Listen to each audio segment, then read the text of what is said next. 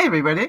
This is DearMamaSal, and we are live on a Friday lunchtime, which means it's time for us to be talking about coping with our feelings. And the first thing I'm feeling is, oops, one of those things I meant to plug in before I came live. So I'm hoping you're all well and that you have had an interesting week. Certainly, just bear with me a second while I plug this in. Certainly for me, it's been a lot of feelings this week, especially in the last 24 hours, which you're going to hear about. I'm just going to plug my phone in. Hold on one second. And so I just wondered how you guys are doing. And, let's get some idea of how you're feeling. We're going to talk about that. But I just want to tell you the one thing I noticed today, for example, is I opened up my browser, and the first thing I got was a snowfall warning.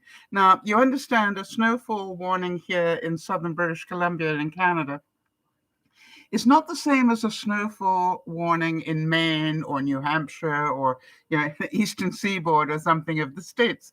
A snow or even eastern Canada, a snowfall warning here in British Columbia is a dusting to anybody else. We we might, if we're unlucky, get 2 inches. It's like this would be a major snow day for me. Shoveling required. Whereas I know for anybody else, that is not considered even worth worrying about. But it's all relative to what your usual level of snow is. So for us, it is a snow day. Let me just get my remote keyboard here. And so in today's broadcast, just so that you know what's coming up, we're going to be talking about a viewer's question. A viewer asked me, how do you go about meeting people?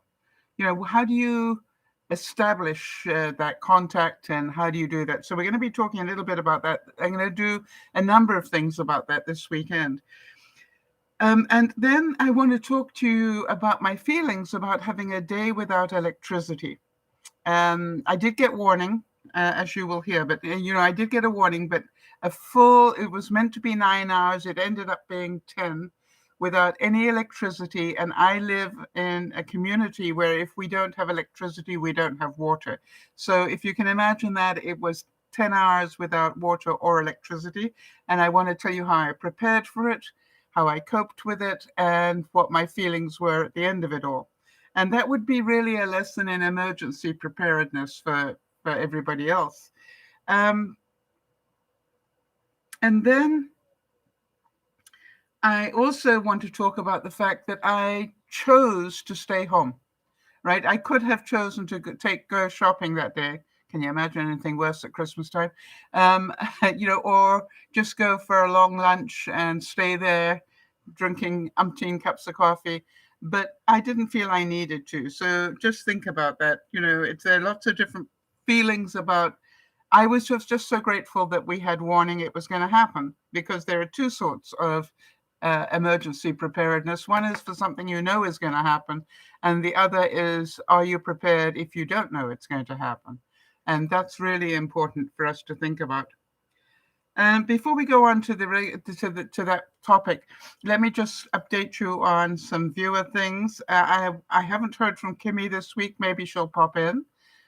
And just hold on one second. I just want to check.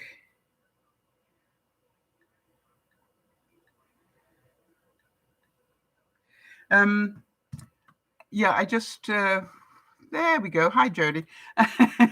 For those of you who don't know, Jody is our admin, and I was just beginning to get concerned because it's not like her not to be here, and I was just like, wow, where is she? Is she okay? All right, so I haven't had an update from Kimmy. I don't know whether Jody has. But for those of you who know her, she had a pacemaker put in last week. So, and she is in Kentucky. So I did manage to find out that she was safe after the tornadoes. I did manage to check in and find that out. On the good side, I really felt great this week, just so that you know. I put on what I call my big girl pants and went and had my A1C done. Now, for those of you who don't know what that is, I am a diabetic who controls herself with diet rather than pills. And it is possible to do, but you need to be keen, I think would be the word. Jody knows about this as well. You need to be keen to do it. Now, the reason that I talked about putting on my big girl pants, and I don't know if any of you relate to this feeling, was I had been a bad girl. I had umpteen full packets of candy. And I'm not promoting this, but I do need to tell you this reality. The candy I was eating was Werther's. And the most peculiar thing was that in the months prior to having that test done, I had had 4 packets of the things. Not 4 candies, which would be normal, but 4 packets. Like instead of having 1 candy at a time, I was having a whole packet. Now, that tells you that my stress level, how many of you relate to that? When you start doing stupid things like that, your stress level is higher than you want it to be. I don't know if any of you relate to this. I can tell you what my stress level is like by the state of my nails. See this? I chopped 2. Right? This one's gone. Thumbs are gone. So what do I know? A lot of stress going on. And the state of my house. I totally got overwhelmed, and I want to talk about that as well. So, but the thing was that I knew I was in trouble because I'd eaten all that candy. And so I was scared. Do any of you relate to that? I was scared to go and get the test done because I was pretty sure I was not going to pass it the way I normally do. And I was absolutely sure that I needed to go and have it done now, because if I didn't have it done now, that meant that I couldn't start the Christmas baking. You see, I time my tests, before the Christmas baking so that I can do quality control. It has to be after Halloween, but before Christmas baking. Does that make sense to anybody? Any of you chuckling? That's typically Sal. And if my doctor said to me, you're due for an A1C, and I said, yes, but I can't do it yet. What do you mean? I said, well, I'm still post Halloween. I need a month's clear of Halloween so that otherwise. And he just rolls his eyes at me. But anyway, so I went and had the test done, and I don't mind telling you I was scared. Scared of failure. Isn't that interesting? Scared of proving that I was out of control. Do any of you relate to this? And so I went and had it done, and I knew that it would probably take 24 hours to get the result. But, being who I am, after about 14 hours, I checked online. Isn't it wonderful that we can check these things out now? So I checked online, and there was the result. And the result was that I was fine. Now, I wonder if you can relate to this feeling. I looked at it and I went, did I get the right date? And I'm looking at it and I'm going, did I get the right date? Because it was lower than my previous one when I've been behaving myself. Go figure. And so I went, double checked it. Yeah, it all seemed fine. And then I went back and went on with my life. And I don't mind telling you, about 6 hours later, I went back and double checked it again in case I'd made the mistake. I did not believe. Thank you. So Jody's saying relatable. I've been scared of that suspicion, but was correct when I was out of control. Yeah. But Jody, I have to thank you. All right. And for those of you who know that when I was diagnosed as diabetic a couple of years ago, Jody was my mentor. And she said a couple of things that really stuck in my mind, and I believe are the reasons that I am under control, with food, with my food choices rather than with medication. Number one thing she said is, Sal, you need to know this is a marathon, not a sprint. Now, what that did to me was to tell me I didn't have to get it all right immediately. And that, the whole thing was it would be trial and error because everybody's body reacts differently to different things. So, it might be that I can take oats, rolled oats in the morning, and the next person can't. It may be that I can eat Werther's by the packet, and other people can't. So the trick about this is you have to learn what are your kryptonites, the things you shouldn't be touching, and what are the things that you can get away with if you do it in moderation. Or if you don't do it in moderation, this is the other thing that Jody taught me, know how to correct it. Jody, I cannot thank you enough for teaching me plan B on, if you've just totally lost control, what do you do next? That to me has been really the godsend, and I am so thankful to you for teaching me that. So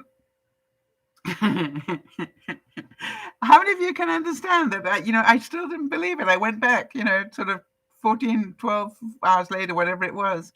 I went back and triple checked it because I'm going, really? And then I went, I'm so sorry, God, I should have believed you the first time, and I'm very grateful. And I didn't make any promises that I'd never do it again. Why would I do that? How many of you relate to those? If you give me a good result, I promise I won't eat candy again. Yeah, right. I don't do that anymore. And I'd like to think that God knows me better anyway.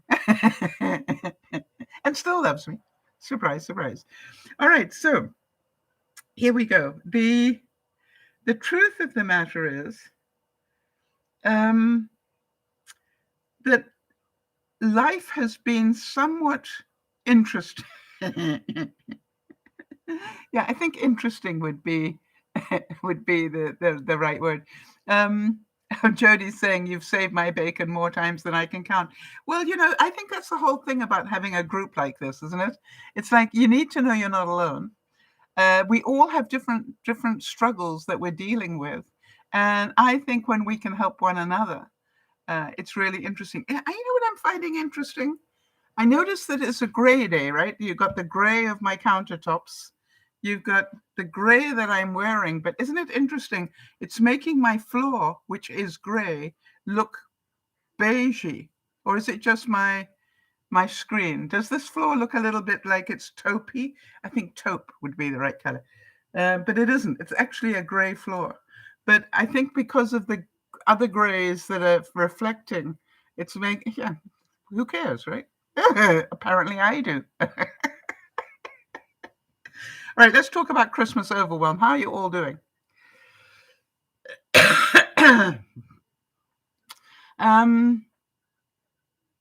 I also am going to talk to you about, let's start with the Christmas overwhelm because, that to me is probably the most relevant to everybody. I forgot to do the birthdays. Sorry, people.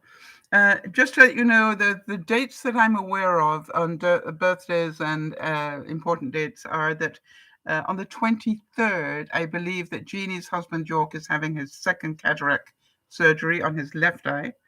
On the 24th, Chris, Max's dad, is having a birthday, so happy birthday. On the 25th, obviously, we know it's Jesus's birthday for those of you who celebrate in the Christian faith, and also my friend Yvonne's birthday. And you will celebrate that with me, whether you want to or not, because she's very special to me. And then for those of you who go back a long way, on the 28th, I believe it's Glenn's birthday, if you remember Glenn. So if there are any other birthdays in the coming days between now and the end of the month, please let us know. Those are the ones I know about. So if I've missed yours and it's important to you, please make sure, or not even if it's important to you, it's important to us if you're a regular.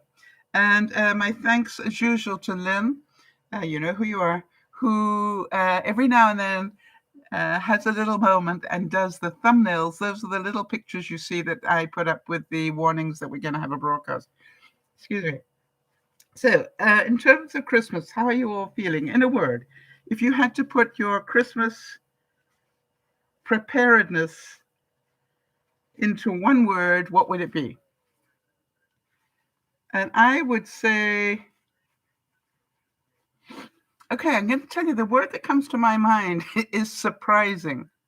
Um, I did a better job of preparing for Christmas this year, I believe.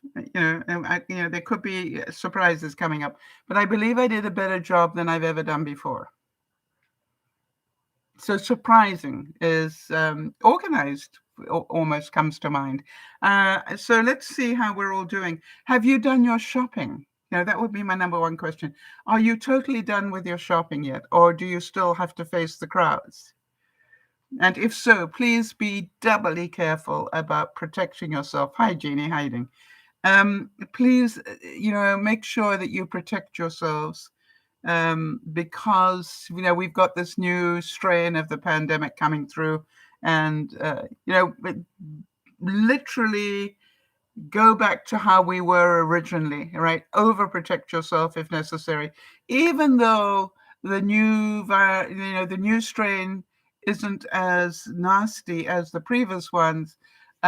Just understand that the original one is still out there, and if you haven't had it, you can still get it. So don't make yourself sick for Christmas.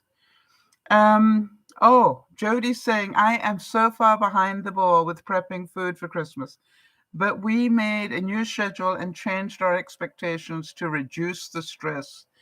Absolutely brilliant. It's just the two of you. I found it interesting because I'm just trying to think. I've got Dougie coming, and then before Christmas, and then I've got some carols singing on Christmas Eve, and that's it. I'm really, I'm really quite happy about that. And then I was going to be seeing Yvonne on the 27th, but she's moved that over to New Year's Day. So, because we're too old to do New Year's Eve anymore, so we'll be doing New Year's Day. So that's fun. It's nicely paced out. And I am a great believer about Christmas time. I think the day I see you is Christmas. I wonder if that makes sense to anybody. I understand, the day that everybody celebrates with their families is Christmas Day, but to me, the day I see you is Christmas to me. And I spoke to my friend Marnie, and she's heading out of town for Christmas. In fact, she's traveling today, and they're driving for 3 or 4 days, and then being on vacation, and then driving back 3 or 4 days. She'll be back by New Year's weekend, so that's awesome. Jeannie's saying we're having desserts on the 24th. I ordered an apple spice bundt cake and a special big brownies for the gift exchange. How wonderful is that? I'm actually looking forward to tonight's broadcast. For those of you who like the Coping with Life broadcast, what did I do with my main ingredient? I'm going to be, for the first time in my life, making some lasagna from scratch, the actual pasta itself. And then I'm going to make some individual lasagnas, not the right way, just with what I've got. And so that's quite exciting to me to do that. So as I said, I think I have done all the shopping. And what surprised me is, you remember I did it bit by bit all year. I saw things and I thought, oh, that would be nice for so-and-so. And I literally, when I was doing my, month-to-month shopping, I was picking up little presents for my friends. Now then, here's a question for you all. Do you prefer one big present, or do you prefer a lot of little ones? I think that's an interesting thing to ask people, because to me, I like to give lots of little ones to people rather than one big one. The reason is, I think we basically, a lot of us have got a lot of the things that we need in our lives. So I try to buy things that I think people might have seen, but didn't necessarily pick up. And, I don't know why. A lot of them are very practical. But I love watching people, they're going, I saw that and I didn't get it because it was a luxury thing. But thank you. And I'm trying to think what I got. Oh, I know one of the things I got. Have you guys seen those uh, ear cleaners where it's like a rotary thing? Has anybody not seen it? Because if you haven't seen it, I should go and get it so you can see what it looks like. But I was thinking, who doesn't want one of those, right? But first of all, let me get it and test it. But because I was ordering it directly from China, I ordered 4. And sure enough, I tested it and I went, that's awesome.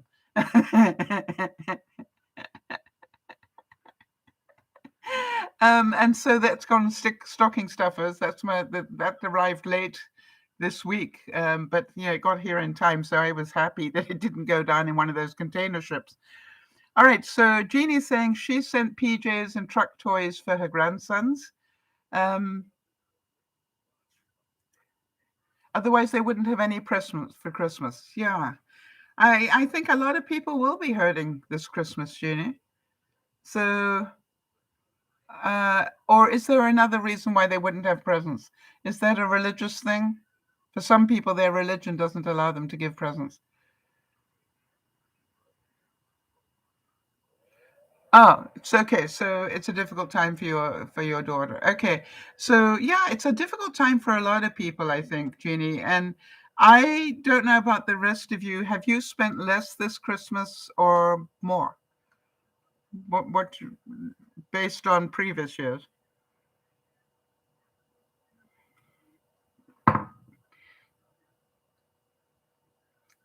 Think about that. All right. I think I have spent less. No, maybe about the same. Actually, now that I think about it, because I bought more.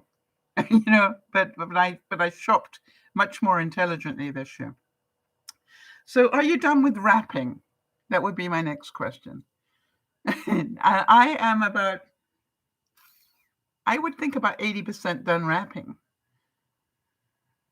Jody's saying we spent much less this year. And Jody, the presents that you bought each other, are they more practical than normal? You see, that's the other thing I find interesting is I try to give what I call, as I said, practical presents that people can, and I've done a lot of gifts that keep on giving. As you know, I made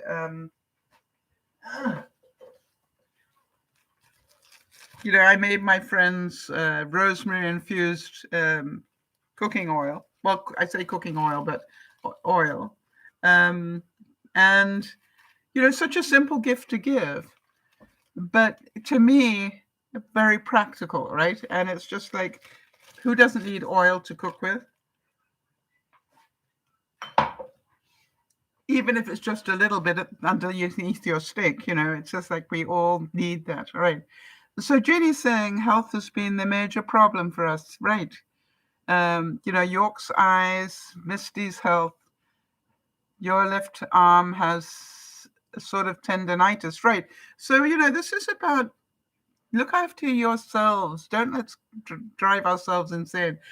What I love most is the people that I have in my life. For some reason, we're not about the gifts as much as the companionship. So, basically, Dougie always refuses to give gifts, right? So I never expect a gift from him, although he will occasionally turn up with an orchid because he knows I love orchids. But to him, that's not a gift. That's just about, he's a guest in my house, so he bought something, and that would be the orchid. So, it is interesting, isn't it? And, I like that. Now, Wade and Yvonne and I, we have been stupid with gifts ever since I've known them. That's over 20 years. And we all give each other stupid things. When I say stupid things, Yvonne's favorite candy, and she's diabetic, happens to be licorice all sorts. And then it's really funny because she likes the ones that Wade doesn't, match made in heaven. And so, they've each got a bag. The interesting thing is that I know they will split them up and they'll both end up with half a bag, but two halves would make a whole of their favorites. Jody's saying, I'm indulging Lionel in baked treats that are indulgent. That's a different sort of gift, but he's loving it. Yes, that's the other thing. Most of my friends are diabetic or, not people that can eat a lot of cookies, but, I'm still going to make them.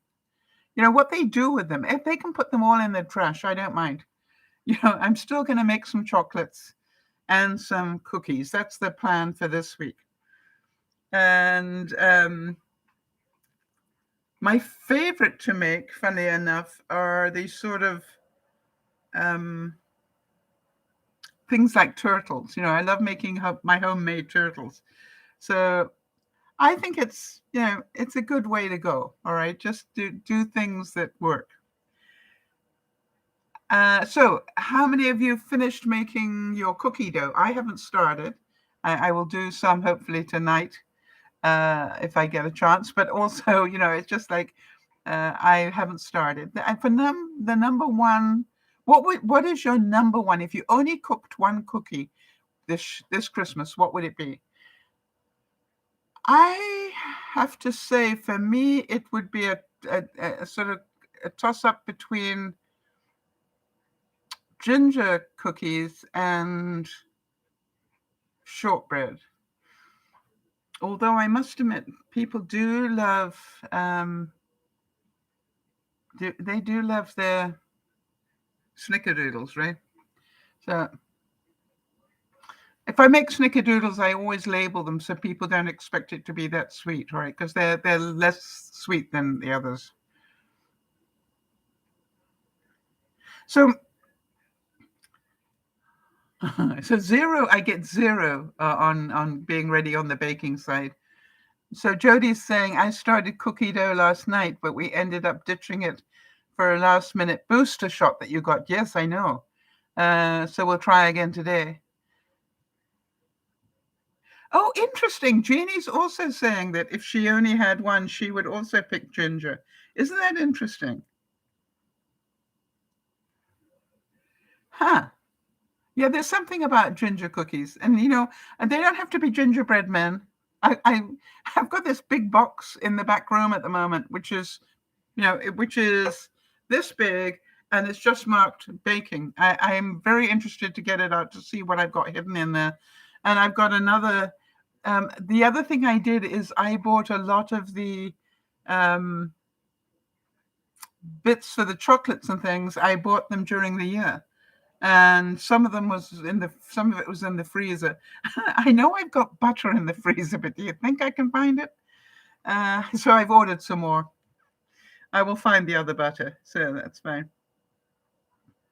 But how many of you, this is my last question on this, but how many of you are done being done for Christmas? You know what I mean? It's just like, really, I've had enough already. I'm actually enjoying it. I am putting the Christmas presents as I've wrapped them, out in my living room / fireplace area. So the whole of that section now is covered in Christmas looking things, and it looks really pretty, and I love it. Even though nobody else will necessarily see it except me, but I will try and get a picture for you so you can see how it looks. But it's giving me pleasure, which is the most important thing as far as I'm concerned. Oh, and I did find that some of my Christmas cards have started to land locally. And the reason I know that is because people are so appreciative of the designs I did this year. And I'm getting some very positive feedback, which tells me it was worth every moment I took to make. As you know, I made very intricate Christmas cards for people. But it's so nice to know that they appreciate them. And Jeannie's saying we don't have a tree, miniature or otherwise, at the moment. Okay, well, that's okay. If you don't need a tree, that's fine. I must admit if I did nothing else in Christmas decorations, to me the tree is the one I need a tree. And so it's just like, hang on a second, let me see if I can do this the good way. To me, that is the important one. But everybody is has their own thing. So here's my tree from a distance. And for those of you who don't know, I have a half tree. In other words, it only has the front half. It doesn't have a back half. So you can push it against a wall. So clever. And what surprised me is when you look at it from the outside, because I've got against a window here, when you look at it from the outside, it doesn't look like it's half a tree. Yay. That was excellent to hear. I was going here for a reason. Oh, I know what I was going to show you. Yeah, hang on. Yeah, the Christmas cards that have started arriving are the ones I made like this. Don't you think they're pretty?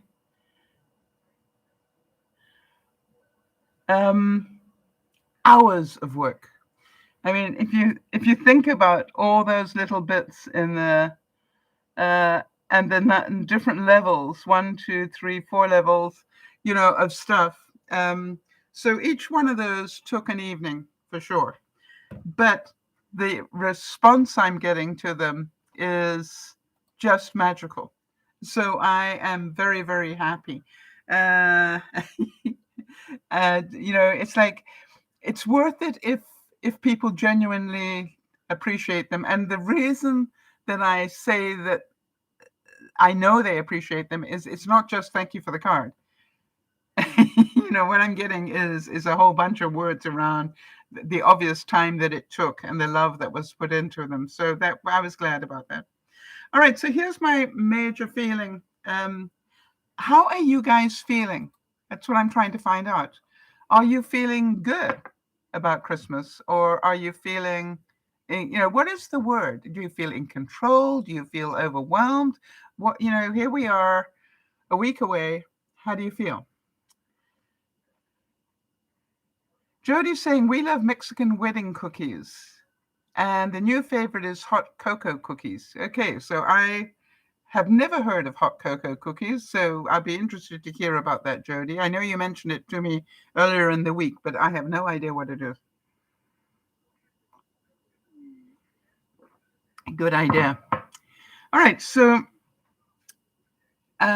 here was my major stressor of the week, and that would be the reason I want to talk about it, even though we're talking about just feelings today as opposed to the Sunday broadcast, because we know that feelings are on us. All right, feelings, if we feel overwhelmed, it's on us. The fact that I am upset about the state of my house, that's on me. I could choose to just put everything into one room and close the door and go, the rest of the house is tidy. And I may need to do that. I've got to that stage now where I may need to just move everything into the back room and just close the door and go, I'll sort it out after Christmas. Jeannie's saying she's feeling relaxed. What a great thing to feel, regardless of not being fully ready. Yes, I must admit that overall, other than the untidiness. Now, I just want to give you guys a warning that what I'm about to tell you is yucky. All right. And so I just want to give you a heads up, because what I want to do is tell you what happened to me yesterday,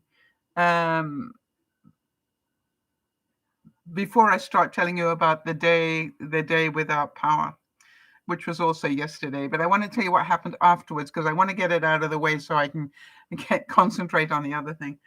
So I want you to imagine that you go into, if you've got a guest bathroom, and if you haven't, that's fine. Go into your bathroom, and you were there on a particular mission. You got something in the bottom drawer of your guest bathroom, and you need it today. So you went running in there to open up that bottom drawer, and you find mouse poop. Not a little, quite a bit. I want to know, what is your reaction? What did you feel? Because I want to tell you, I wanted to throw up. I don't know, there was sort of like the mixed feeling of anger, of disgust, and then how long has it been there that I didn't know about it? And I want to tell you, I went through so many different emotions, and then I just stopped myself and went, waste of time. What you need to do is two things. Number one, you need to clean up what's here. And that included taking all the hand towels and everything that were in that drawer and putting them into the wash immediately. And, a disinfectant wash. And then, to get my dust buster out and clean out all the things and then sanitize the drawers. And then I needed to get my, what do you call it? Filler foam.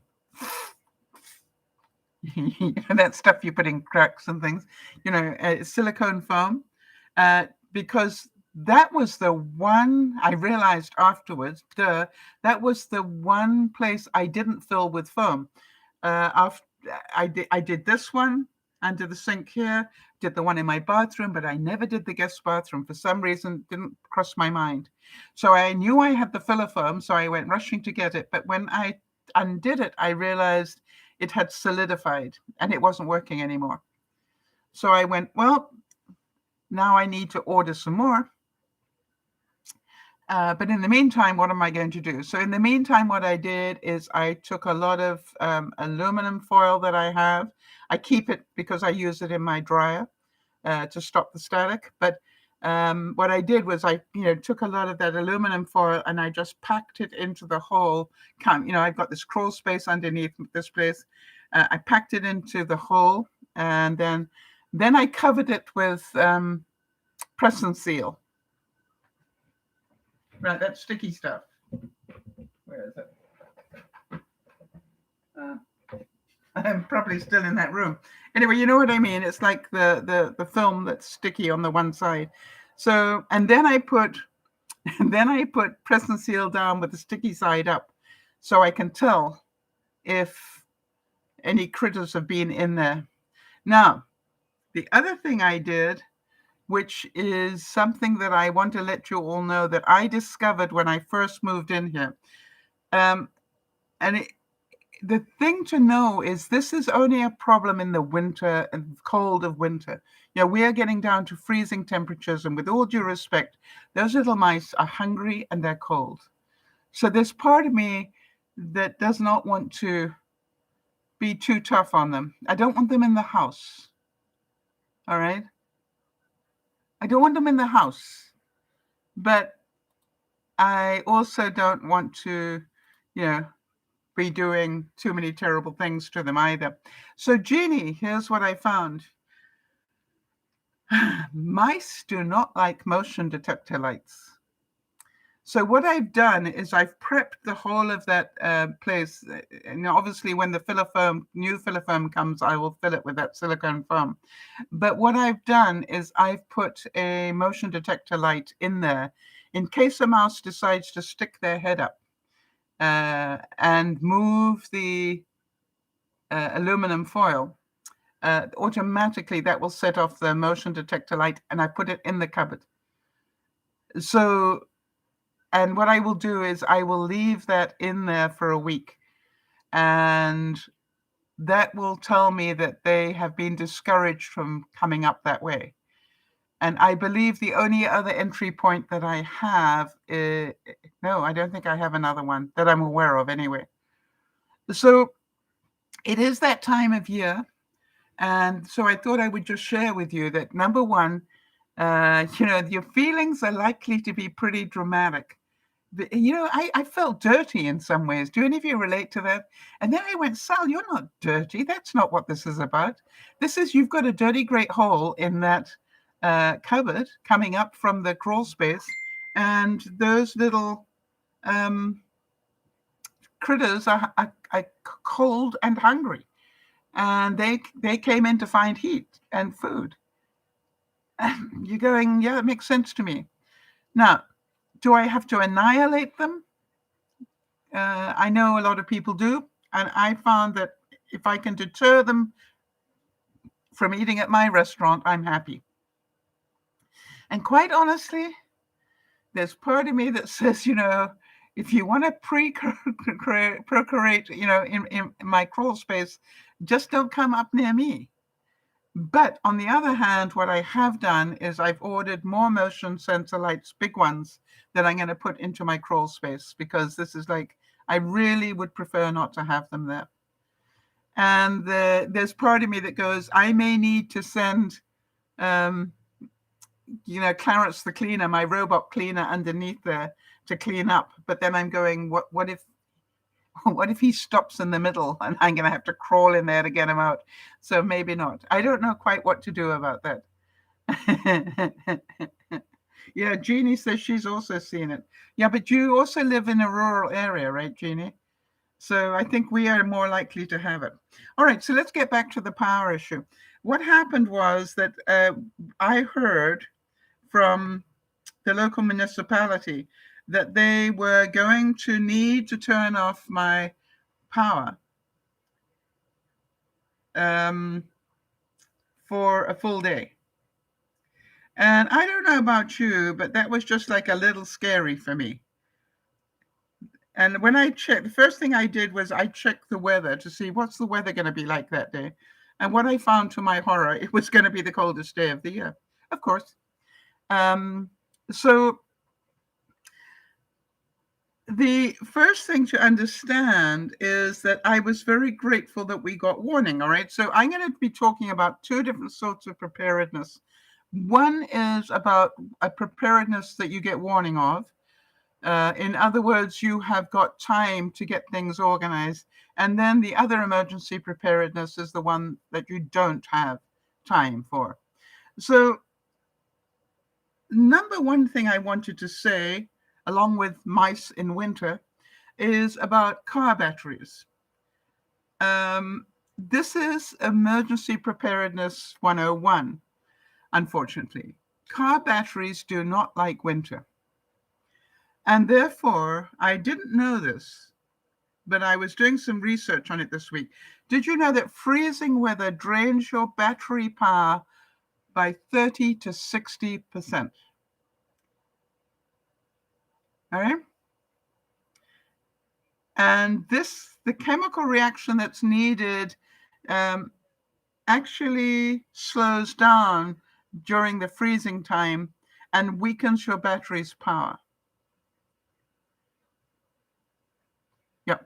Jeannie's just saying exactly what I was saying here. She said, our home is clean, but mice enter in rural areas in winter. Absolutely. And Jeannie, that's how I stopped myself from going, ooh, that's disgusting. And I went, no, it isn't.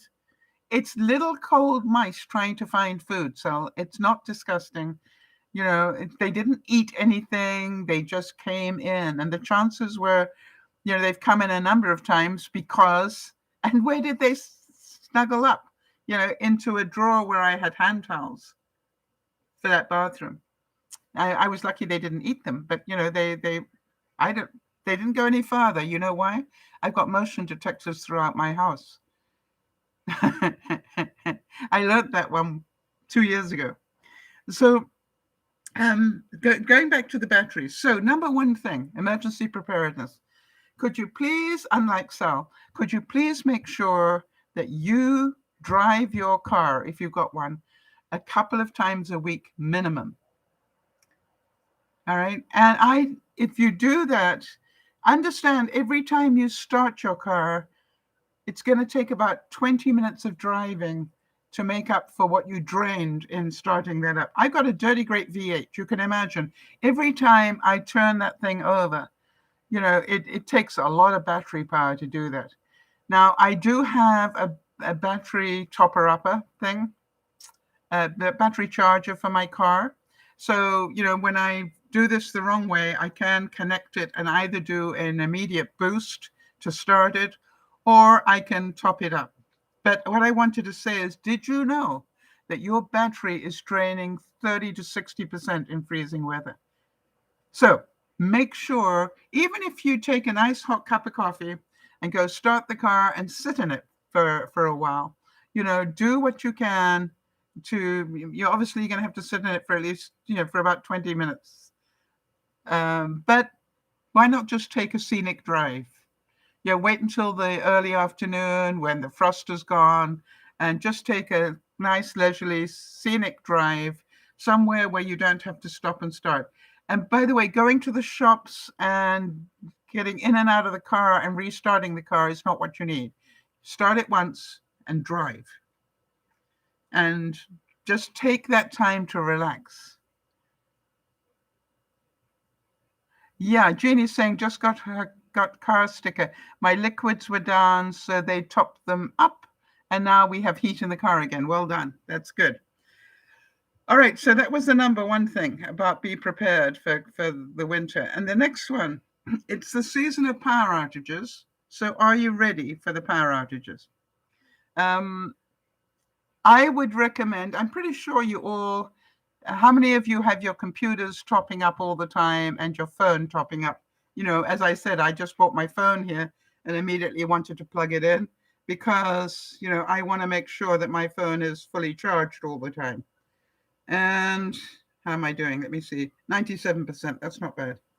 So, and my laptop is this laptop here is 100%, and I've got my tablet here, which is also at 100%. So that was pretty good. I'd forgotten I had this laptop yesterday.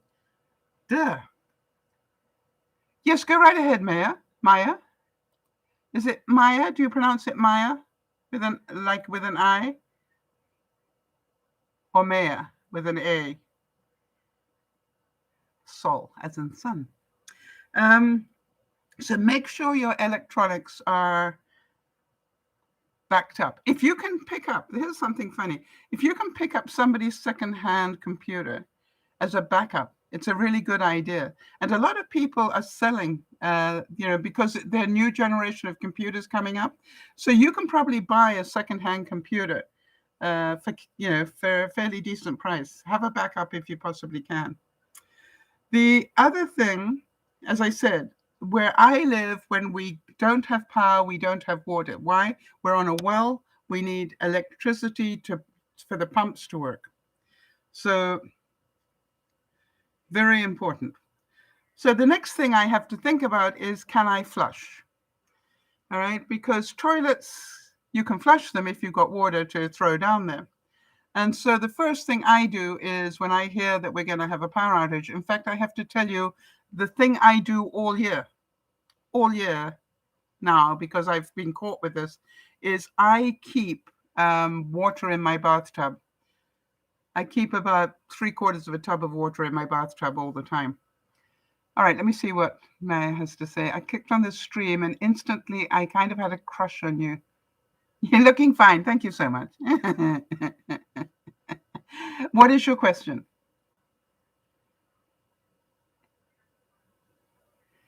It's Maya. Okay, not with an I. Okay. Maya. Hi, Maya. That's a pretty name. I'm just going to let you ask the question and I'll get to it when I can, all right? So the first thing is, did I have water to flush? Done. I knew that. Do I have water to cook? Well, think about that. Do I need water to cook if I haven't got electricity? I haven't done it yet, but one of my things on my shopping list for this coming year is to get myself a camping stove, a double burner camping stove with a bottle. The reason for that is, we get enough outages that it would help me. And even if I have to sit outside on my deck and brew up a cup of coffee, my coffee is really important to me. And so it was just like, that's something I'm on my shopping list now. Do I have water to take my medications? That was an important thing. So I immediately filled up all my water bottles. I have 4 water bottles throughout the house. All right. I have one in the kitchen. And I'm inclined to, make my own citrus water. I just take the ends of oranges or lemons and I put them in water. And, the goal is the first day it'll be clear, the second day it gets this sort of cloudy look to it. But we know that the goodness of lemon and orange are, good for our anti-inflammatory things. So I filled up all my water bottles. Let me see what Maya said here.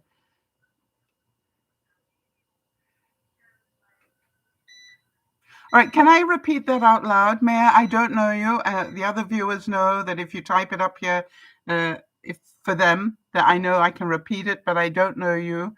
Is it okay for me to talk about this publicly, knowing that after the broadcast, this will stay on the broadcast? All right, and Jeannie's saying in her house, she's still in bottled water. So the question that I have, Jeannie, how much bottled water do you have on backup, an emergency supply that you're probably rotating? Be nice to know that. Jody, I know you keep emergency water. The other thing I have is about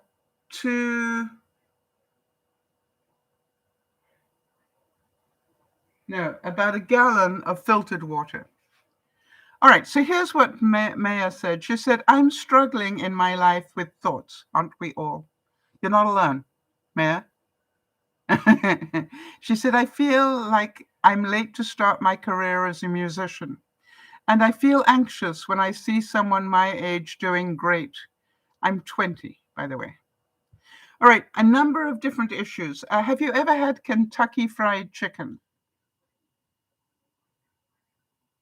Maya? I'm not sure where you live, but I think Kentucky Fried Chicken is sort of throughout the world. Okay, and I'm going to keep going on with the other conversation while I'm waiting for a reply. Jody's saying, I'm sorry, first of all, Jeannie says she has got 4 big jugs of water. Would that be 4-gallon jugs or 4 canteen, what I call Lawrence of Arabia type jugs that you... Or 4, maybe 4 of those big ones that go in a water dispenser. All right, so Jody says 30 gallons. That's a lot of water that you keep in reserve. Wow, that is awesome. So now then, if you had... All right, so Maya does know about KFC. All right. If it wasn't junk food, I'd probably have it every day. Okay, there's a reason why I wanted to talk to you about KFC. Do you know how old the Colonel was when he started marketing that product, Maya?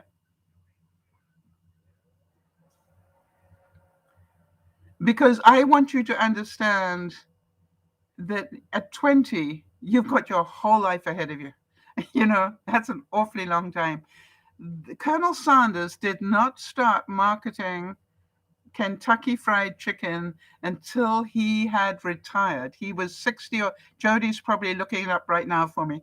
But I believe he was 60 something or maybe even 70 something when he decided to sell his wife's recipe for cooking chicken. He was old, as old as I am nearly. So how do you feel now? I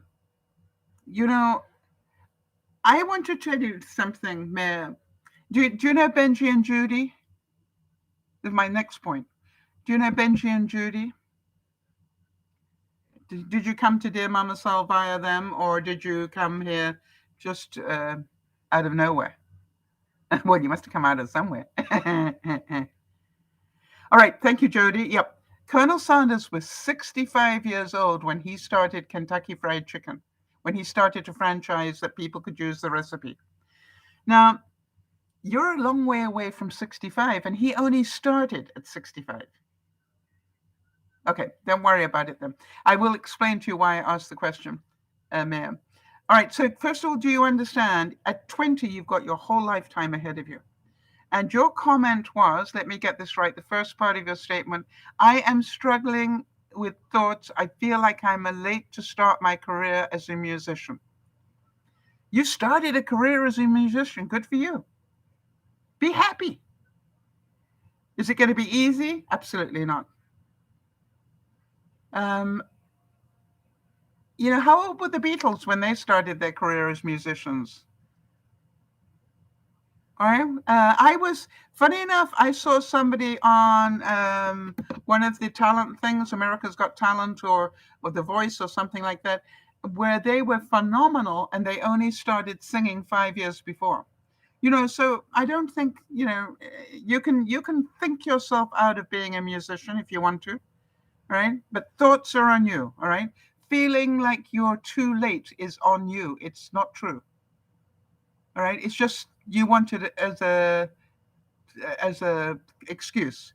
Oh, well, I'm never going to be a success because I started too late. I want to tell you, if you want to be a success, you will be one because you'll do what is necessary. I feel anxious when I see somebody my age doing great. All right, now I want to go back. I'm a YouTuber. Here we are. I've been doing it for a long time now. Yes, I've got over 1.5 million views, but do I have a huge following? No. Does that make me a failure? I don't think so. You see, to me, I don't compare myself with the get-rich-quick people, all right, or the clickbait people or whatever. I came here to YouTube to try and help people. That's the only reason I came here. And I said, maybe I can help some people feel better about themselves. And so to me, if you compare yourself with others, where do you live, Mayor? Which country?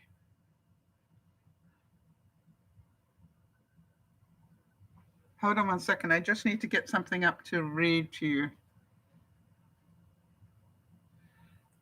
Two things I want to read to you.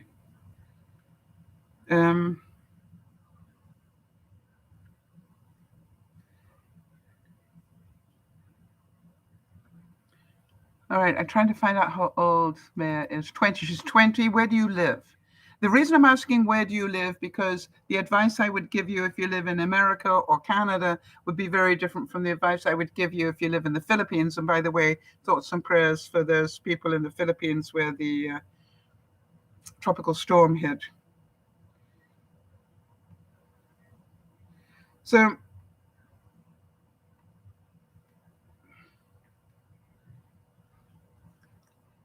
I'm trying to work out whether or not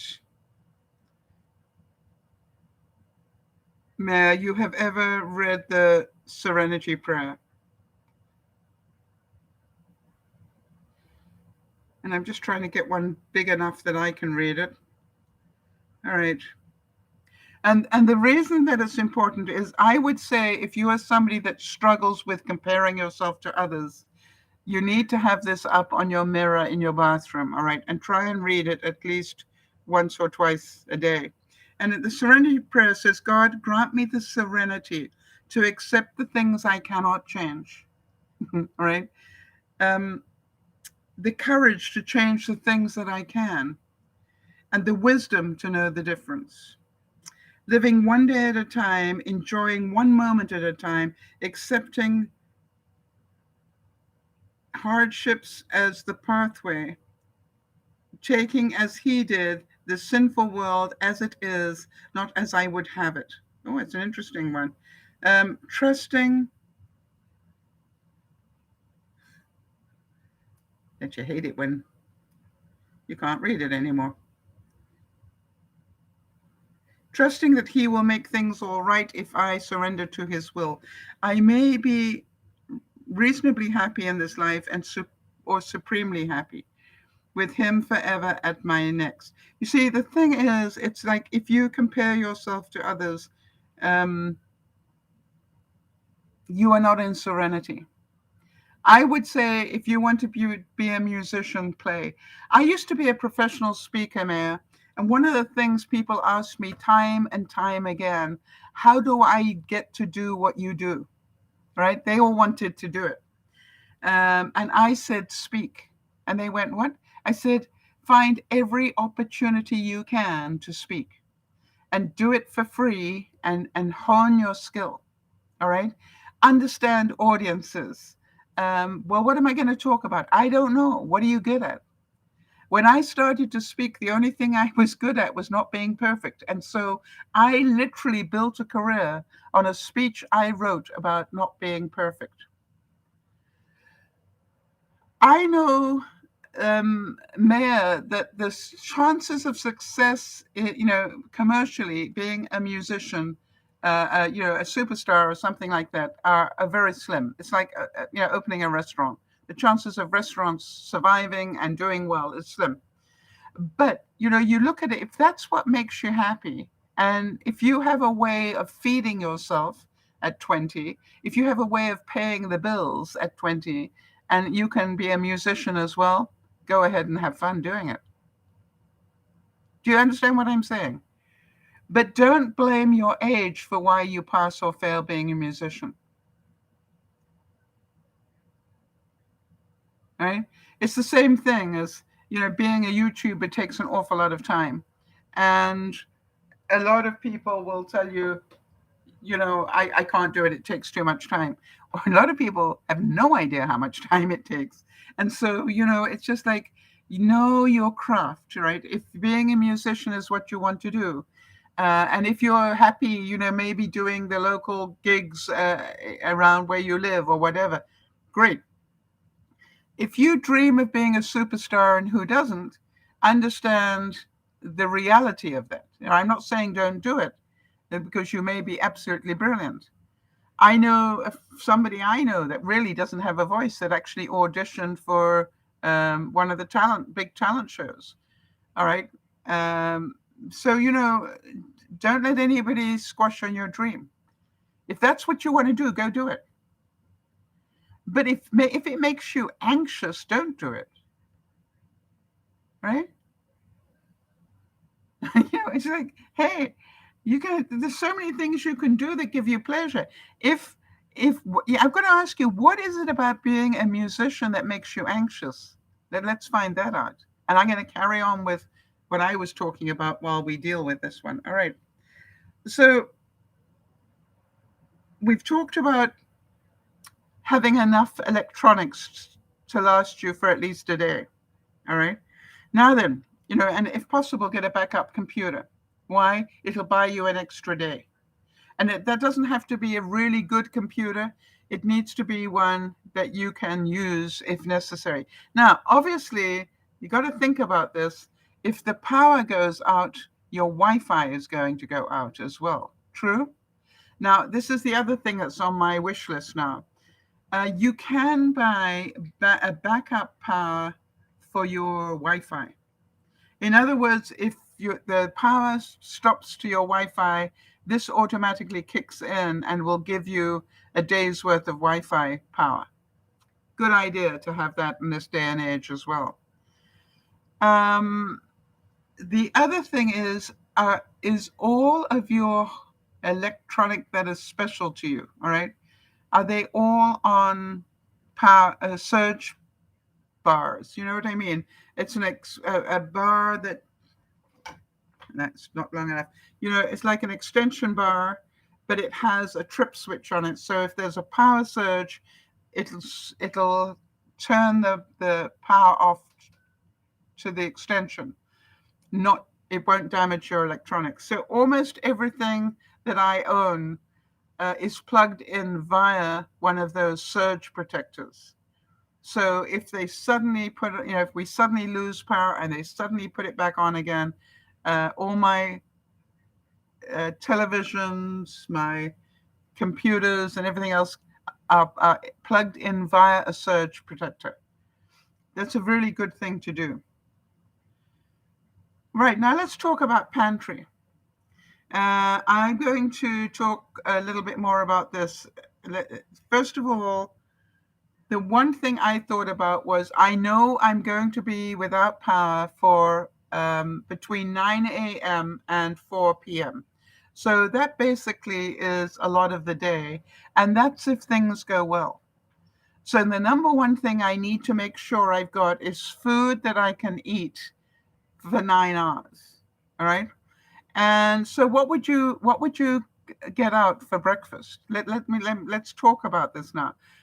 You know, here you are, you know there's going to be a power failure tomorrow.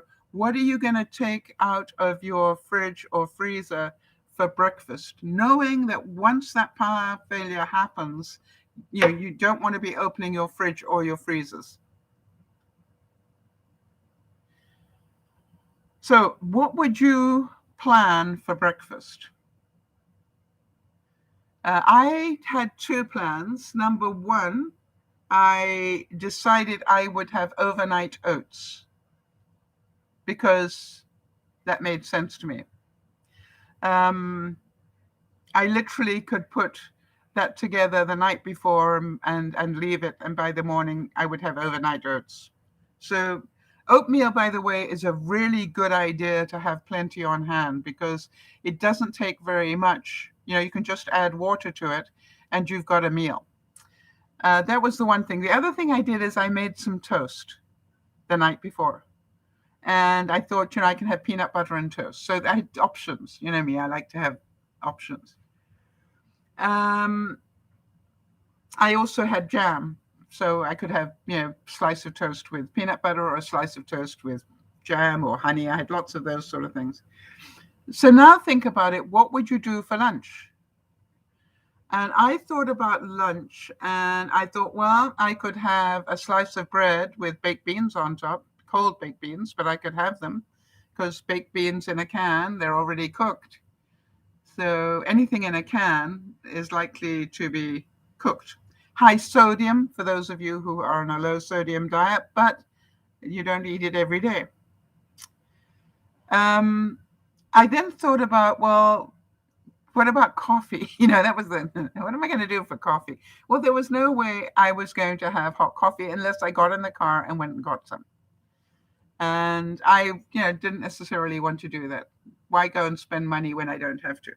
So what I did is the night before, I made enough coffee to have 2 cups of coffee. And then what I did is I put it in a mason jar. Have I got a mason jar here? Yeah. You know, I put it in a mason jar and then put the mason jar with the lid not tight for expansion, but next in front of my fireplace overnight. So I didn't have hot coffee. I just brewed the dark coffee and then I made the powdered milk. I like powdered milk latte. So I mixed that up and shook it in another mason jar and then just added it. But I had lukewarm coffee, which when you think about it, I'm drinking lukewarm coffee now. It was hot when I started, but right now it's lukewarm. So I'm used to drinking lukewarm coffee. So think about, you know, do you have a fireplace do you have a fireplace that you can actually put things on? It would make a lot of sense if I had almost a metal table that I could put in front of my fireplace so that the heat from my fireplace would heat up the metal. That is a brilliant idea, Sal. That is a brilliant idea.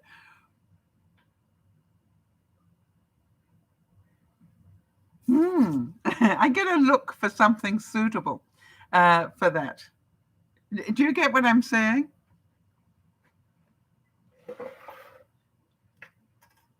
So this is my fireplace like this, and here is the hearth. You know, that is in front of it. But this is a gas fireplace, and I was thinking the heat comes out here mostly, and heat rises. But what if I had a metal table that comes out like this, where it would heat the metal, but still sit on here.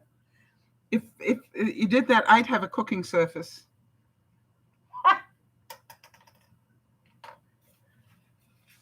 That is brilliant. Huh. All right. I'm going to leave that in my back burner because one of these days I'm going to see what I need.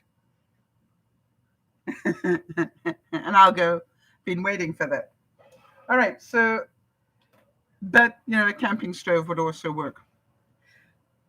So think about that. The other thing is, for those of you who understand this, your hot air vents are very useful hot air vents are useful as well, right? How many of you know that if you needed to, you could literally dry your clothes with your hot air vents? So how many of you have a drying rack in your house? One of those old-fashioned fold-up ones that doesn't take up a lot of space.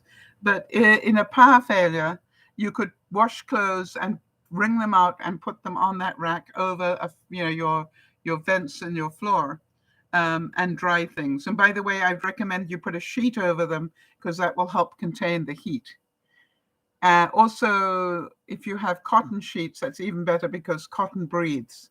So the hot air would come out, but the condensation wouldn't stay inside. So think about that. For those of you who have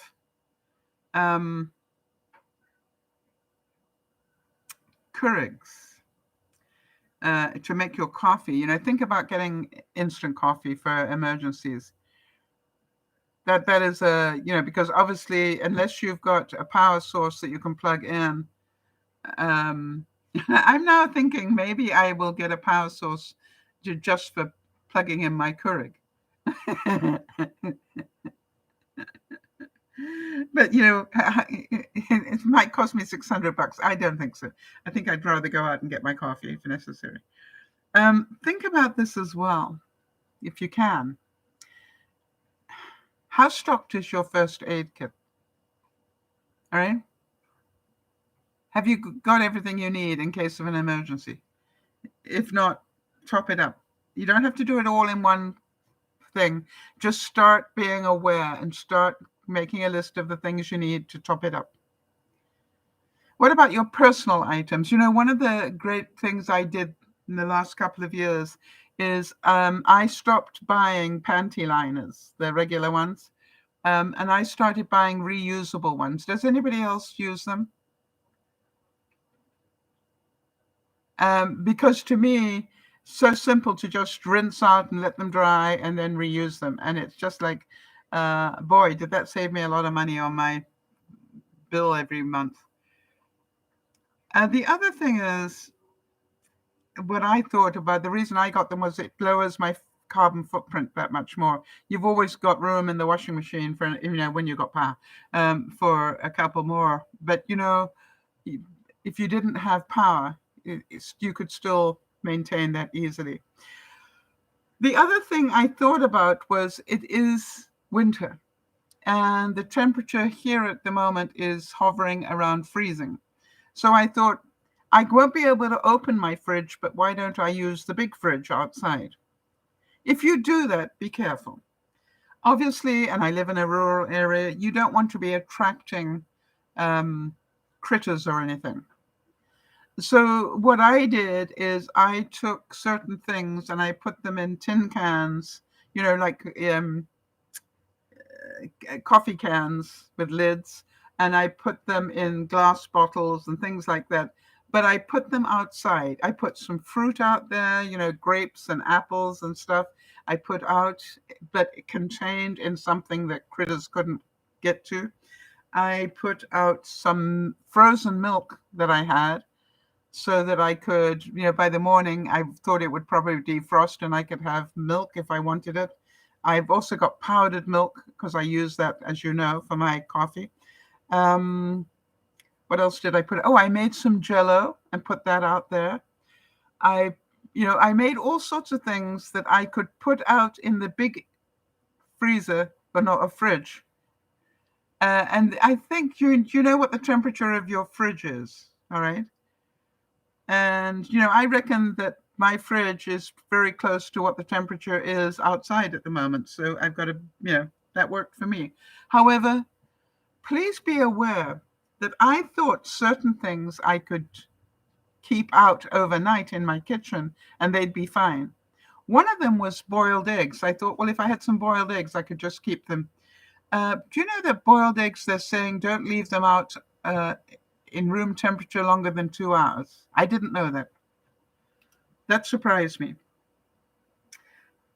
There was another one. I'll probably come across it in a minute. The other thing I wanted to let you know about the electronics, I have a hand crank device that is a radio. I can charge my phone from it. It's a flashlight, and I thought I had it here, but I don't. But you know what I mean? It's a multifunctional tool. And it's also an exercise machine because you have to crank it. And boy, I want to tell you, it's tiring. But if you had no electricity at all, if you had an earthquake and no electricity, I want to tell you, you'd be very grateful for a hand cranking thing, even if it took a lot of exercise to do it. And so think about that, all right? Now, the other thing that I talk about a lot, just hold on a second.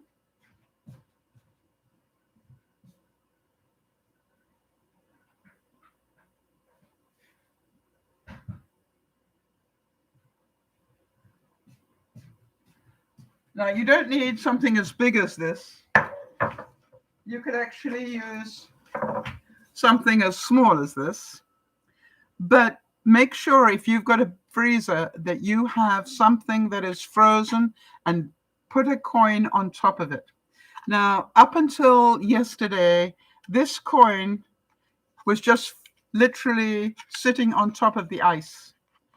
After 9 hours of no electricity, this coin is now just in the ice. It's not at ice level, but the bottom of it, obviously, there was a little bit of thawing at the top level, but literally and just enough to drop the coin a little bit, and I can't move that coin. So it told me how much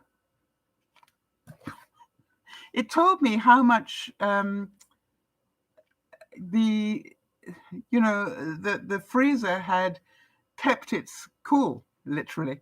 And I was very pleased with that. Now, I'm obviously going to take that out of the container now or just drop another coin on top. But isn't that interesting? That's how far it literally is, just enough that I can't move it. So it did drop a little bit, but it's still, there's a ridge still, it didn't drop all the way. Now, obviously, if I opened up the fridge, I didn't open up the freezer for 12 hours after the electricity came back in. If that coin had been halfway down, I would know to throw out certain things, all right?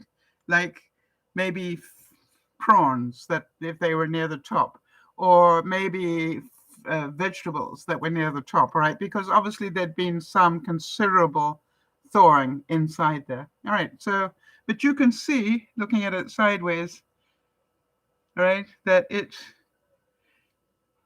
hardly dropped. It's just amazing. I was so happy. And as I said, you can, if you've got a small freezer, just use a small container. So I know that everything in my freezer is good. They say that if you've still got ice crystals in it, it's okay for most things, right? And, if obviously everything was still solid, because that was just a tiny, tiny little bit. Your full freezer will keep food frozen for about 48 hours. Totally frozen, all right? They say an unopened refrigerator will keep food cold for about 4 hours. So, be careful of what you've got in your fridge. And then think about, do you need to throw out anything that's in there there's just been, mine was out for 10 hours. I'm going to be throwing out anything that I think might not have coped well. So here we go. This is the list of what they suggest you have for emergency preparedness, and that is beef jerky. Now, funny enough, beef jerky is the one thing I don't have, but I've decided I'm going to make some. So beef jerky, either make it or buy some. How do you make it? Basically, it's dehydrated beef. So buy some beef, marinated in good stuff, whatever you like. Soy sauce, some hot sauce, whatever, peppercorns, all that, marinate it overnight, and then just let it sit at a very low heat for a long time until it dehydrates. If you've got a smoker, even better, right? Any canned meats, all right, a good idea to have in your emergency supply. I had Spam, I had tinned ham, I had tinned fish, all sorts, shrimps and stuff. I had tinned tuna, all sorts of stuff, right? So I had lots of choices there. Do you have canned vegetables? You might not like them, but boy, if you needed to eat, have you got it? Do you have canned beans? All right. Now, yes, you all know that I bought a flat of canned beans on a sale. It was great. I could have had, a can of beans during the day with it. Good protein and also nice taste, right? Canned soups. Canned soups are already cooked. Therefore, I carry I would think I've got about a dozen canned soups. Some with meat in them and some with that haven't. Because I know at a pinch, if I needed food, the canned soups would do. All right. And they would be, okay, again, high sodium, but boy, survival is survival. Do you have nuts? Nuts are really good protein and, good idea to have in your emergency supply. Do you have at least a couple of jars of peanut butter? Why? Peanut butter, good protein, good fat. And if you think about it, if you had an open fire, peanut butter could act as an oil for you as well.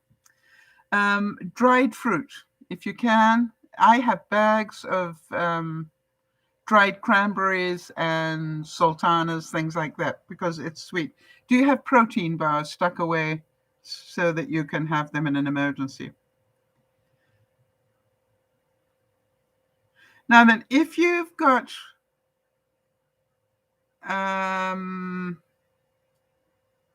if you know there's going to be a power outage, right? This is a different one. The first list was about make sure you got those in case of an unexpected one. But this one, if you know there's one coming, make sure you got some bread. I did that. I baked bread the day before, or some bagels, all right? Produce can stay on the counter for a few days, like apples or onions or peppers, right? Make sure you got some oatmeal. Get out, if you're allowed to eat them, things like crisps and crackers. I had lots of crackers in the house, so that was good. Granola, good idea for a treat. Where's my granola? It's here somewhere. Huh. Oh. That's strange. I wonder where it went. Anyway, I've got a big bag of granola here somewhere. This one is just about finished, so I know there's another bag in there. And I've got a big bag of nuts all the time, and probably about a dozen different packets of crackers. All right. So granola, fruit juice. Fruit juice is not good for you. Lots of sugar, but if you know there's going to be a power outage, it's a nice treat. I had some pineapple juice. Canned or powdered milk. I have both. I have, as you know, I have powdered milk because I make that for my lattes, but I also have canned milk in my pantry. Do you have bottled water? Apparently, yes. And, I made myself some comfort food. I made myself a couple of muffins, actually more than a couple.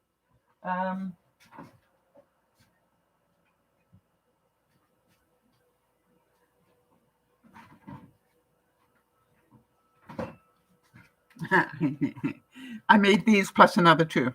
And what I did is during the day, I had a couple of those two muffins and the rest of them, and I put icing on them. Comfort food, all right? So think about that.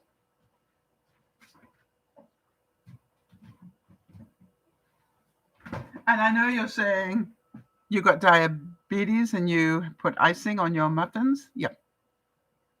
Jody taught me I can have everything as long as I do it in moderation. So I did all of that. Now then, some of you know I've got emergency lights. Hold on.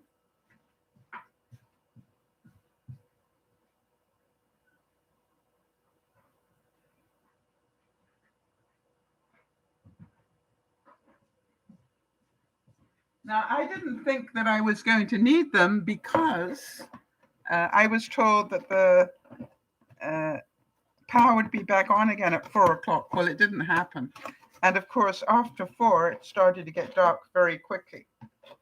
And so I have these lights in a couple of my lamps. When it started to get dark, I unscrewed this, and then this was hanging next to it. And then all I had to do was screw this bottom bit in, and I had that much light. Hang on, I want to just turn off the lights I've got here so you can see how much light I had.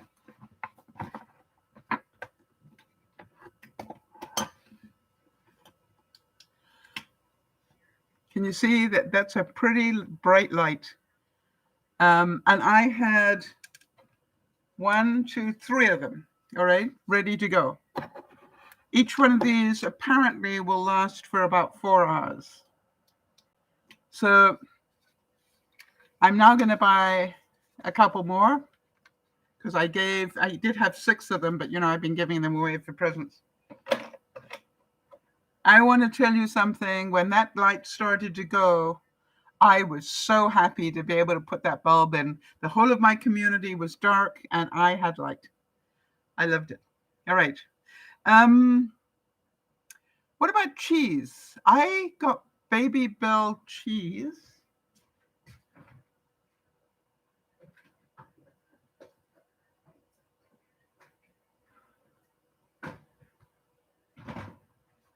All right, the small ones.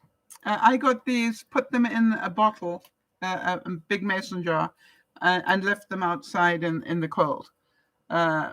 So I knew I would have that protein as well if I needed it. Plus, it was a nice snack. And I also put some red pepper out there so that I could have cheese and red peppers and, yeah, nice and easy, with my crackers. And then the other thing I did is, what are you going to do for entertainment?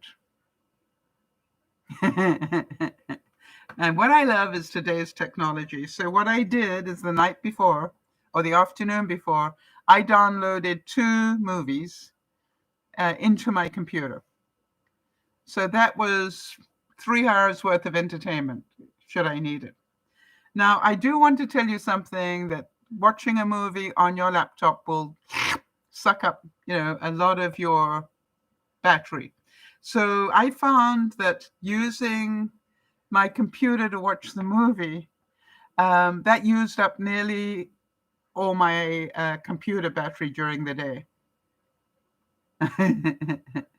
So think about, how you're going to have backup power. And that's my next thing. I'm going to find, other than the crank, I'm going to find something I can have backup power for my laptop. so I can watch another movie or two if I needed to. Because entertainment keeps you quiet. The other thing was I went, I need to get smart.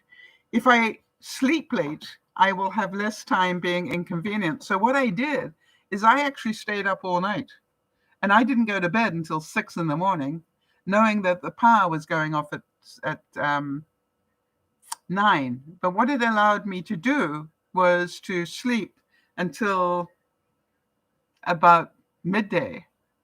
And now I've only got 4 hours of this problem. Make sense?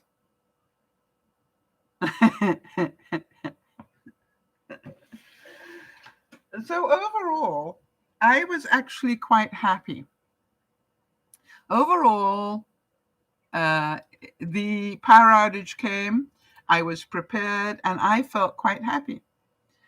The only thing I did was, the one thing I did was to try and conserve the battery on my phone.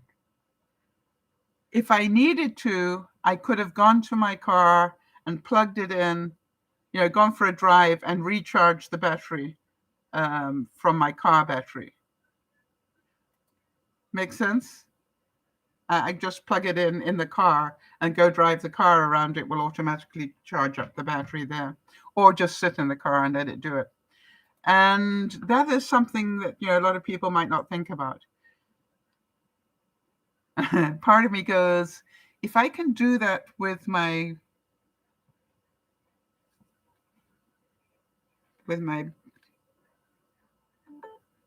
battery, and I'm thinking, why can't I do it with my computer?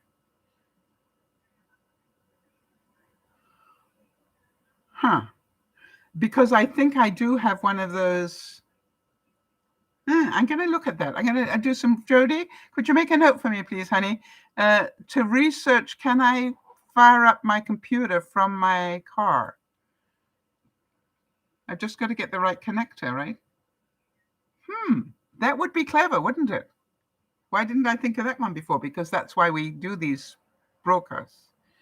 All right. So overall, I was pleased with myself that I did the preparation I did, because I didn't feel put out.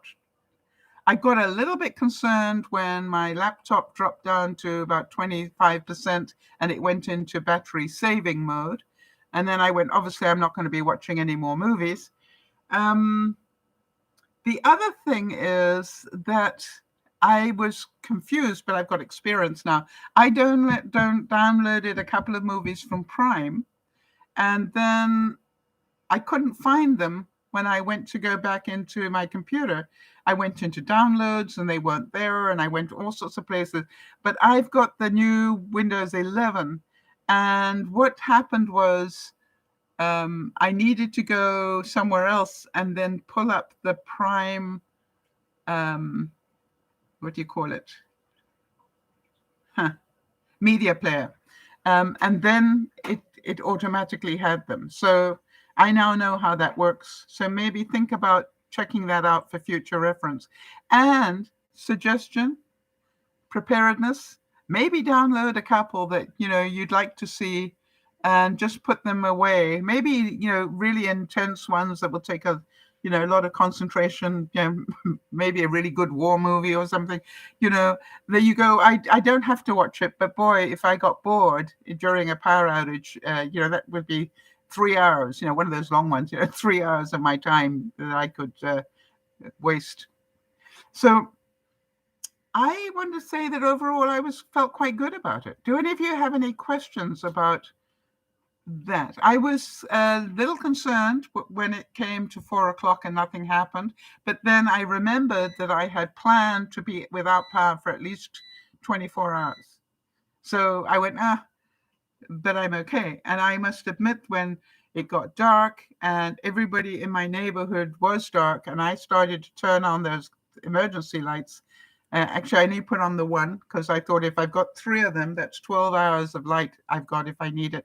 It was enough light to read a book, And by the way, do you have old-fashioned books still? I do, but it was enough power to read a book, and that would have been a nice, relaxing way to spend the time. it was enough power to go into the kitchen, and I could walk with it or do whatever. The other thing was, as I walked through my house in that last hour when it was dark outside, all my motion detector lights are all battery driven, or they are rechargeable batteries. So as I walked through my house, I automatically had light.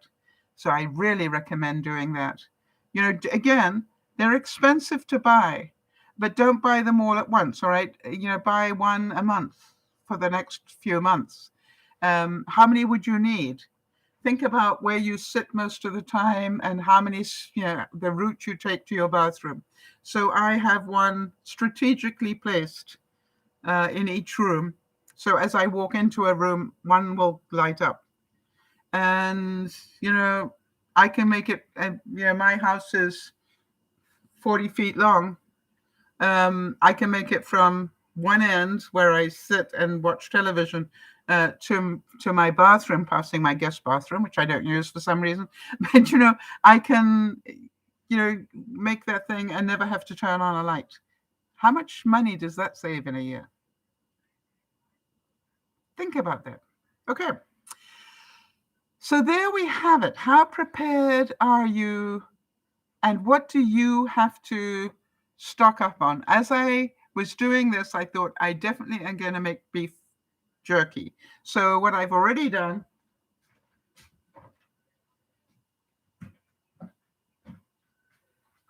is last night I pulled out some beef strips.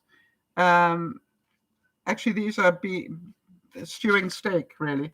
But what I'm going to do is I'm going to make something. I'm going to use some of this for the lasagna, and then I will also cut some of this into very small strips and dehydrate it.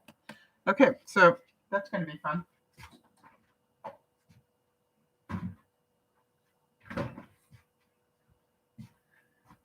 I could have made myself some cinnamon buns, couldn't I? I forgot about that. That would have been tasty. All right, everybody. So there we have it. Oh, my thing wasn't scrolling. So let me see here.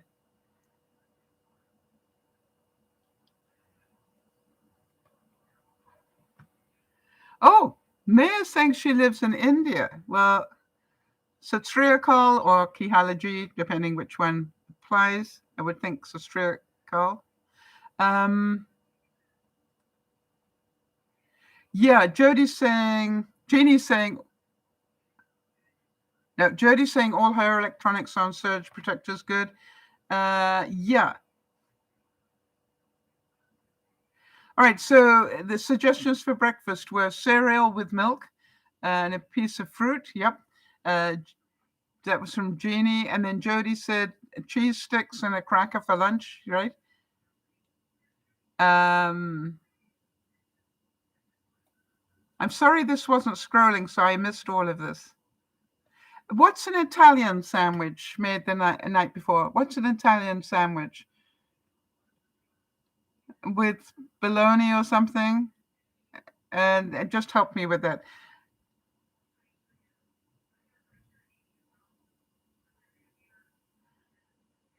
Black Magic, talking about Christmas recipes.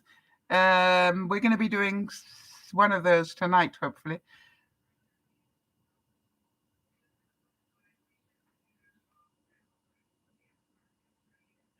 Jody's saying, great idea. I've been waiting to make some jerky. Yes. And Jody, perhaps by tonight, you could do me a favor, just research how long we can keep it in a vacuum. In other words, we take the air out of a bag. How long can we keep it in an airtight container? That would be nice to know. Yeah, Jody's asking, thank you, Jody. Jody's asking, I was wondering if you had even the slightest hint of anxiety about the 9 hours, despite the preparedness. Just when it started to get dark, I have to admit, that sort of threw me a bit. I wasn't expecting to be in the dark. I was so grateful that my fireplace kept me warm. And by the way, my fireplace kept the whole house fairly warm. Obviously, the back end of the house was much cooler than the area where I was sitting. But what I did is the night before, I kept the fireplace on at about medium heat rather than take it right. Normally when I go to bed, I turn it right down, but I kept it at medium heat because what I wanted to do was, if you like, overheat, ready for the power failure. And I didn't feel cold. Even when I went all the way to the back of the house, I didn't feel cold, I have to say. So that was the other thing. I did have warm clothes ready if necessary, and blankies. This is called curl up under a blankie, read a book with my light, right? All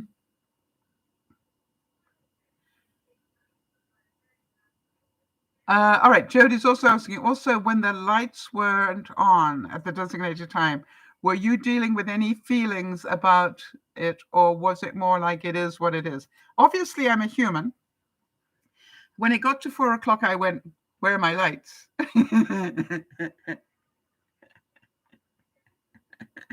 And then I went, they're not on yet. Okay, so then, now to be fair, Jody, I'm going to tell you the truth. Then I thought, what do I need to have ready? Because now I am sort of ready. I am sort of ready for not to have lights. But say they've hit a major problem now, what do I need ready? So I made sure that I had some snacks ready, that I had my box of emergency lights near me, so when the first one wore out, I would have others. I made sure, I went and got some Coke. Yeah. I got Coke Zero, and I went, okay, I can do that. That will help. And then got a book ready just in case. Oh, okay. So an Italian sandwich now. Thank you, Jeannie. Jeannie's saying a sub or a grinder are two other names: ham, cheese, tomato, olives. I use mozzarella with sweet capricola. Well, yes, that's right. BLT, anything like that. Bacon. I could have made bacon the night. I did make bacon the night before. Yeah. Nice to have a BLT. That would be a great idea. Yeah, Jody, you know me. It was just like, okay, I've still got light, but obviously they've hit a problem. I knowing that it could, just kick in any time. The other thing I knew, and this is funny, I knew when it did kick in, it would probably give me a fright. You know what I mean? Because you've been all day without the usual noises in the house, my Christmas lights weren't on and all that sort of thing. So I knew that there was a chance that I would get a bit of a fright when it all kicked back on again. Because sometimes it can be, noisy when the television suddenly turn on and stuff like that. I'm pleased to tell you, when they did kick back on again, the first thing that happened was my Christmas tree lit up. And that lit up immediately. It took my television a while to kick in, and so I knew it was back on because the Christmas tree was there. And then I realized that my Wi-Fi was trying to reboot, and I went, "Oh yeah, this is good." And then I heard that the fridge tried to start up and stuff like that, and I was like a kid at Christmas. It was like, because any minute now it could have gone out again, all right, because the power surge, throughout the community. Yeah. Yeah, it was really cute the way the Christmas tree lit up first. I have to tell you that suddenly life was good again. I want to tell you, it took me about an hour, Jody, before I took a breath and exhaled and went, I think we're good. For that first hour, I realized we could have overloads happening, and it could trigger us back off again, but it didn't happen. But overall, I have to say, I did a pretty good job of being prepared. And I want to thank all of you, because if we hadn't been doing the broadcasts about be prepared, not scared, I would not have had the stocked choices that I had in my pantry. And when I reread the list of what you need to have available, I went, I don't have beef jerky. And the reason I don't, because of the high sodium in a lot of beef jerky. But I thought I can make my own, and I'm going to do that. Yeah, Jody's saying, I can imagine that it took a moment to feel confident again. Yes, and I'm a great believer in, be realistic. What are the chances? So you look at it and go, it's really important to be realistic. What are the chances that when they turn that switch on again, there is too much of a power surge and the whole lot suddenly crashes again? Pretty likely. All right. And so to me, it was like, I won't believe it's stable until it's been on for an hour. And definitely don't open a fridge or a freezer for at least, I waited about 6 hours before I opened one. Good. Any other questions? And so, as with all things, I asked myself now, first of all, I gave myself a bonus point for being well prepared. And then the second one is, what do I want to do better for next time? And without a doubt, I would like to look into a power source. First of all, a cooking source. Even if I have to go out with my parka and go and boil water for my coffee, I think a cooking source is important. And, both for my emergency preparedness and also for, the power outages that we do get. And then the other thing was the battery backup. I'm definitely going to consider getting one of those. And I don't mean a little one. I mean a battery backup that would keep me going maybe for another 12 or 24 hours. And maybe one that can be fueled by my car, re-topped up. Because I think some of them you can do that. And I think that would be a really good idea. Expensive to buy to start with, but I have a feeling the first power outage that you had, if you could plug in your laptop and charge it back up again and then unplug it, I think it would probably be well worth it, don't you?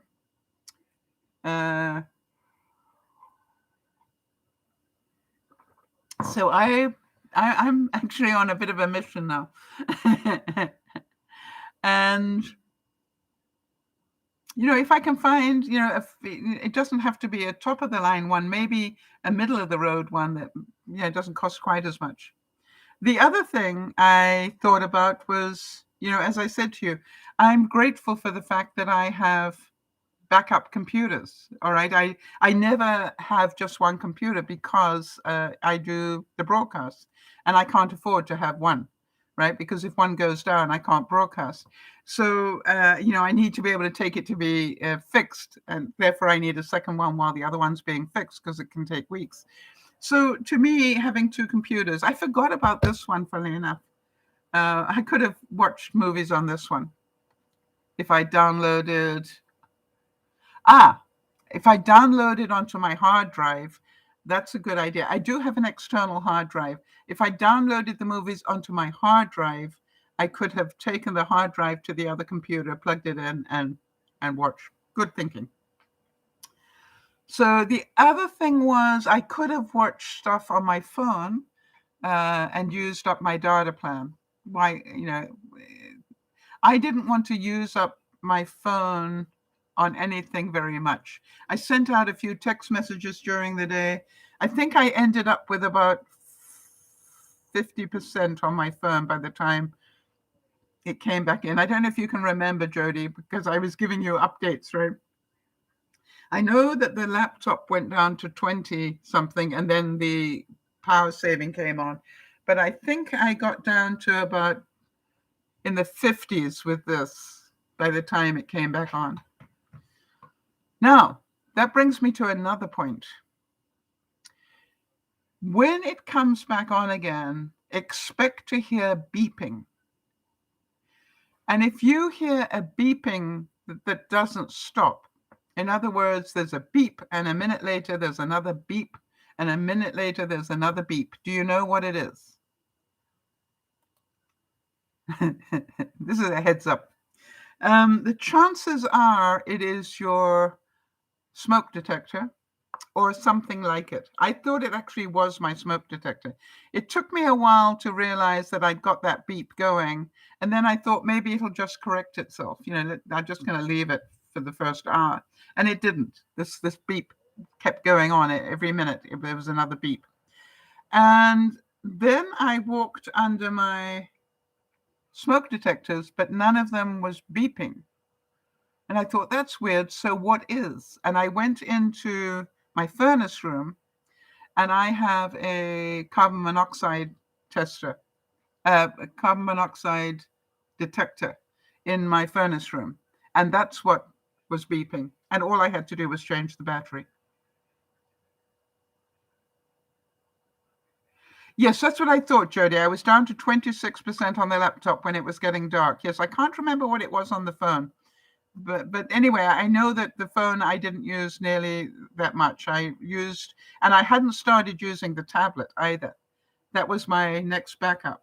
So the phone was the most important thing to keep the major amount on. I could have watched another movie on my laptop now that I think about it, if I'd had one downloaded. But it's like, think about this. Now, if you're a family, you could play games, entertainment. I could have gone out to dinner, right? That would have been entertaining. I got down to 68 on the phone. Thanks, Jody. Thank you for keeping track of it. So, I felt pretty safe that I was covered with my phone. And as I said, I also knew that if necessary, I could go start the car and just top up my phone if I needed to. Now, the question is, how long would it take to top it up? So what I will do one day is actually wait until my phone is at about 60 something or 60, somewhere in there, and then take it with me in the car and see how long it takes it to be fully charged. All right. And by the way, it doesn't have to be your car. If you don't have a car, make sure that you've got the connector that you could, go to somebody else's car and ask them, could I just charge my phone, please? And again, think about this. The power is out in my area. Maybe it's not out in the area down the road. Maybe I could have gone to Yvonne's and, topped everything up and come back again. See, lots of reasons not. I definitely, Jody, in answer to your question, I definitely didn't feel too anxious. The only when it didn't come on at 4:00 did I have that slight twinge, and I went, okay, plan B in place, and I was ready for plan B, right? I had all the things I needed. I just needed to get them near me so that I didn't have to worry. And I did seriously consider going back to sleep for another couple of hours. I thought, hey, snug as a bug in a rug, curl up and then, get some sleep. I hope this has been of value to you, because it could happen to any of us at any time. And remember, this told me how bad the situation got in my freezer. Jody, have you got this in yours now? I'm just going to drop this out now.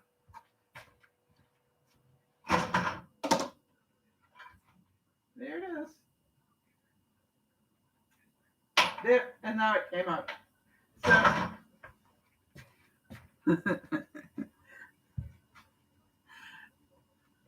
there we go. Isn't that good? So that can go back in again. I will just put another container in, let it freeze, and put the coin on top. What I might do, it won't work in my fridge, obviously, but I didn't put one in my freezer, and I will do that next time. I will do that now, is make sure I got one of those in my freezer here. Yeah, I want to tell you something, Jody. It's peace of mind. When I opened that up 4 hours later and I looked at it and I went, boy, there was just the slightest bit of thawing starting. Not enough for the coin to drop more than I know what I want to say, but it's not polite.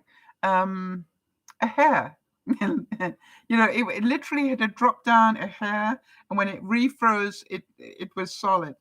But there was still plenty of the coin above the ice. So it just dropped enough before it refroze.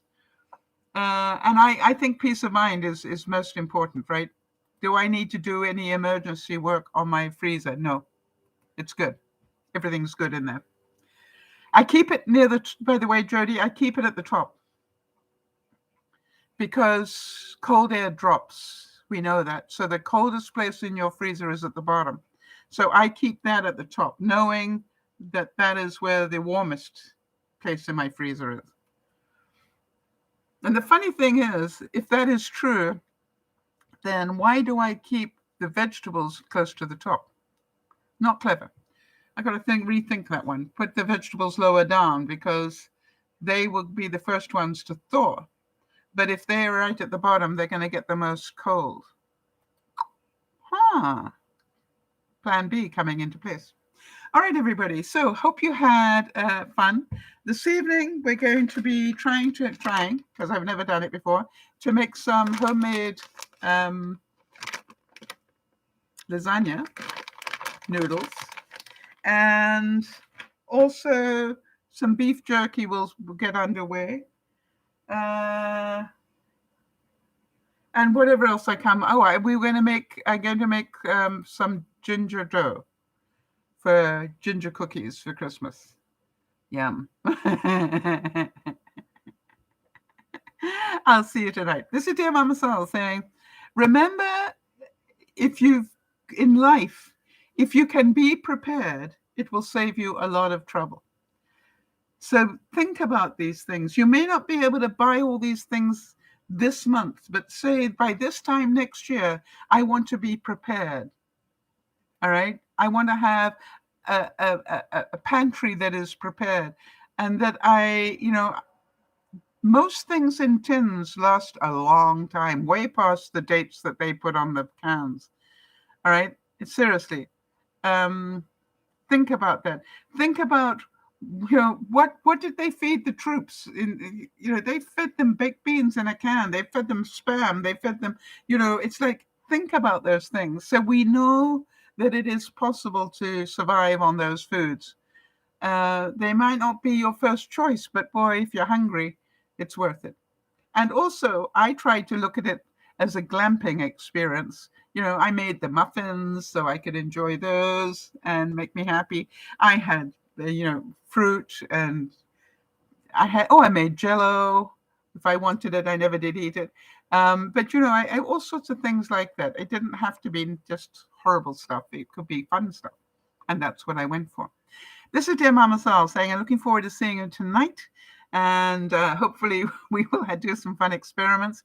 In the meantime, Jody, thank you so much for your help. Jeannie, thank you as well. And for all of you, remember, being prepared is not just for the Boy or Girl Scouts, right? It's a way of life. These emergencies could happen anytime. If you had an earthquake, and you could get to your pantry, do you have enough food to keep you going? Do you have enough water to keep you going? And do you have a cooking source? And by the way, I did some research on those different cooking sources. And there's one other thing I think I'm going to get. And it's a very simple little camping stove that you literally can put twigs into. And it will act as a camping stove. And I was thinking that would be a really good idea to have as a backup. All right. Where, if you ended up in a really difficult situation, that you could literally keep yourself in hot water and stuff like that just by using twigs, and small pieces of wood. And I definitely, have enough trees that drop their branches, small branches during the winter, that I could just have a little stack of firewood, especially for that little camping thing. That's going to be, I think, $20. And there you wouldn't have to have bottles or anything else. So in a real emergency, I could have it. And do I have a fire lighter? Yes. I already have that in my emergency kit. One of those spark things, so I could light stuff. All right. So there we go. I'll see you this evening. This is DearMamaSal saying, let's be prepared and not scared for emergency this winter. Bye-bye for now.